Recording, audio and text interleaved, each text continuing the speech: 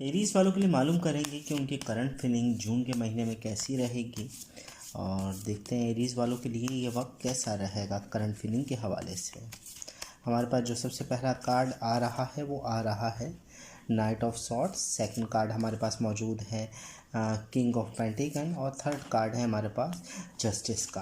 अच्छा, जहाँ तक बात की जाए एरीज वालों के लिए उनकी करंट फीलिंग के हवाले से बहुत अच्छा वक्त उनके साथ आ रहा है। उनके कॉन्फिडेंस लेवल में इजाफा हो रहा है, उनकी सोचने की सलाहियत में काफ़ी हद तक बेहतरी आएगी और आपकी लव लाइफ के अंदर अगर लव लाइफ की बात की जाए तो उसमें भी बेहतरी के आसार रूनुमा होंगे। जस्टिस का कार्ड है, अपने अंदर अपने मामलात को ख़ुद देखने की कोशिश करें, जहां आप गलत है वहां आप सुधार पैदा करेंगे और सबसे बड़ी बात यह है कि दूसरों के मशवरों से ये वक्त को आप लेकर चल रहे हैं। आपकी फीलिंग दूसरों के साथ हेल्प करने की है और हेल्प के साथ ही आप आगे बढ़ते हुए नज़र आ